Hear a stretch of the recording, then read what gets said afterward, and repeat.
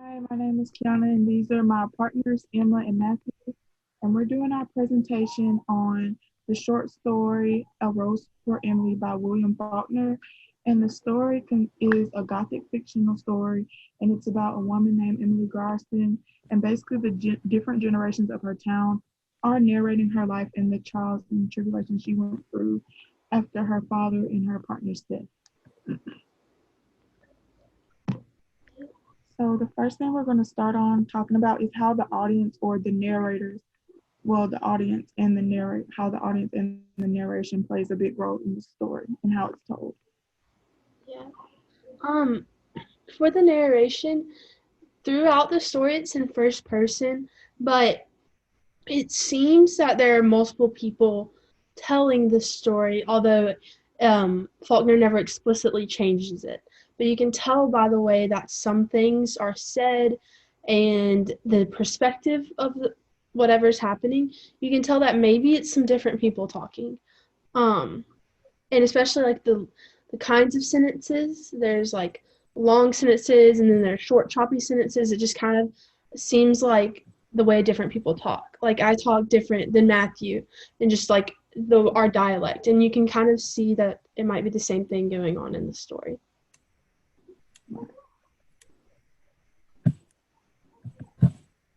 And I feel like, as far as the narration, the you can tell the different generations that are telling the story because at first, she just they kind of tell how 30 years earlier she removed the men who were the fathers of the men that she removed from her house about the tax payment. So you can tell that the different generations are definitely being shown throughout the story just by little descriptive details also as well as the dialect. Um, and also, there was something else I wanted to say. Also, it's a reflection. I think it's going in chronological order as far as the narration. I think it's starting with the oldest generation and just kind of making its way down into the newer generation. And you see the newer generation last and how much they differ and also stay the same as the previous generations. Like, for example, you can tell that none of the generations really care about Emily Garson. They just cover up what they don't want to see. You can kind of see that with all the generations. Yeah, and I think that leads us straight into the audience of the story. I don't think I think we kind of talked about this earlier. We don't really Mm-hmm. think that Faulkner had a direct like group of people in mind that he was like specifically writing to, but it seems that this Right. whole story is kind of a little bit of a critique of society about how people Right. kind of want to save face and just make themselves look good on the Mm-hmm. outside, especially like when they went to Emily's funeral or when they went to not to her funeral, but like to the different funerals. They weren't going because they cared. They were going because Right. they were nosy. They wanted to see what was going on. And I think just a lot of the things he writes about, it kind of causes self reflection. Like, that kind of is how society is. Like, what can we do to improve that? And things like that.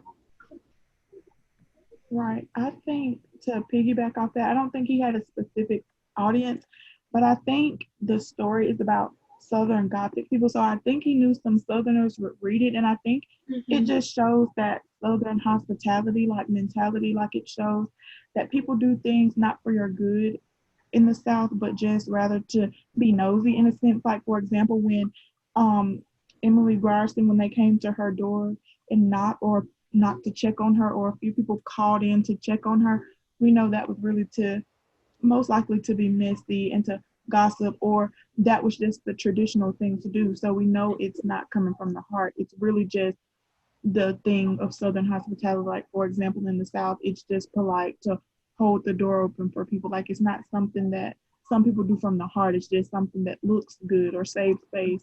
So that kind of plays a big role in the story as well. Yeah, I agree. The story, there's a lot of gothic elements come up, like for example, decay and ruin. There's a lot of like literal decay and sense of bodies decaying with Emily's and Homer's decaying, and Also, as you said, Emily Garson's body is decaying, you can kind of see her mental state decaying along with her physical state as she's like going to the store and buying like rat poison. We're kind of insinuating at this point that she's planning to kill someone that is not an animal. No, she's literally about to kill a human. Like earlier in the story, when they talked about how her father, they knew she was hiding her father, but no one really wanted to say anything, which leads into, I think they knew what the stench coming from her house was. They just didn't do anything. They just covered it up with lime, which is what they did in the past also. So it's kind of just like a repetitive thing. Like we see so many elements of death and decay in this story. Like you said, her physical state. I say her mental state. We can also say the house is decaying Yeah. as she's going on. And I think that goes like another element of Gothic fiction is old architecture. And in the beginning of the story, Emily's house was very like nice, and she lived in a really great part of town, and like it was just an older way of life, and everything was good. But as everyone got older, her house got older as well, and became very old. It wasn't kept well. There's a lot of dust. There's a lot of like the story says like it was dusty and dirty. And so in this house smelt, not necessarily because of the house itself, but what was in the house. And I also wanted to add that when you're saying like they knew what the smell was, but they didn't really care. It's the same thing we were talking about earlier. Like they didn't really care about Emily. They didn't care about if she was okay. They were just doing their neighborly part, make sure the smell would go away. They didn't care. They didn't want to fix the problem. They just want to cover it up. Right. Yeah. Didn't even bother to like check up on her or anything. That part. They just kind of got someone to go up there and put the lime on the house, and they to get rid of the smell. They didn't really care about her well being or anything. Yeah. Right. And it's not like they even informed her that they were putting the lime out there. They kind of snuck and did it. So it's like, we don't even have to inform her that we know about her problem. It's kind of just like covered up, and then we can go away. Like we've done our part. The community no longer smells it.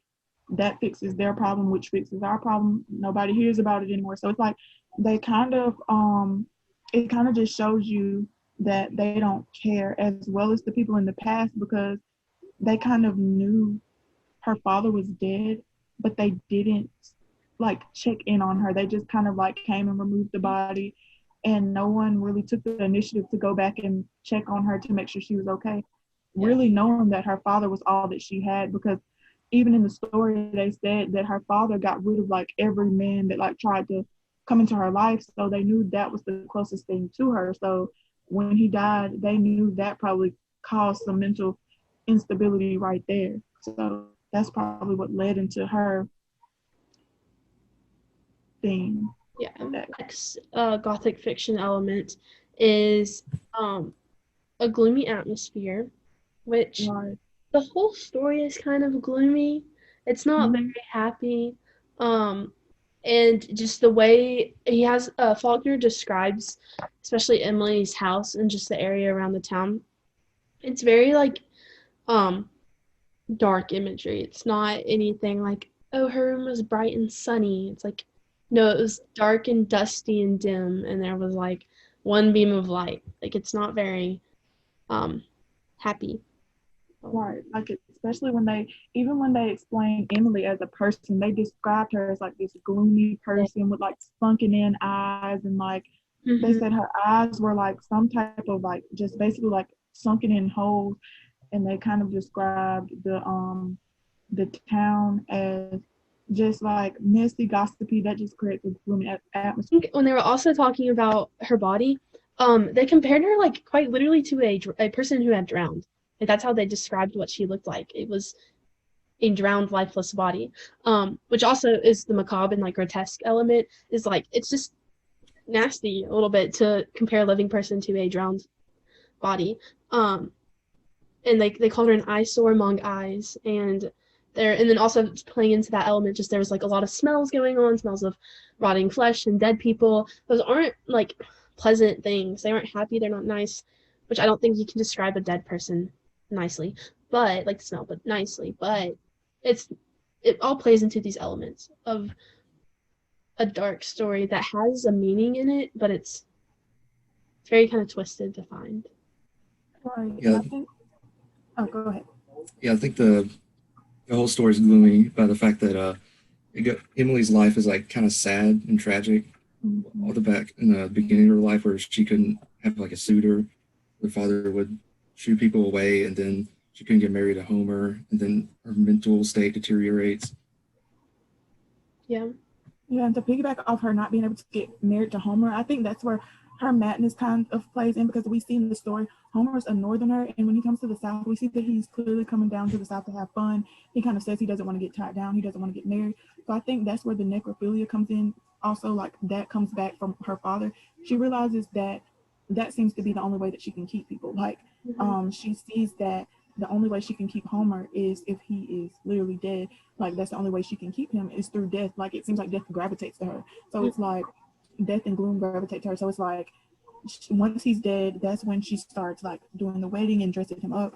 And that kind of brings in like the suspenseful element at the end when they say they found her hair laying on the pillow beside his body, which insinuates that she was sleeping literally beside his body, which just kind of plays into that suspenseful dark element and the madness and the mental illness of the whole entire thing. But I think isolation, which is another big factor in the story, will drive anybody to that point, such as her servant Toby, that was literally silent all the time.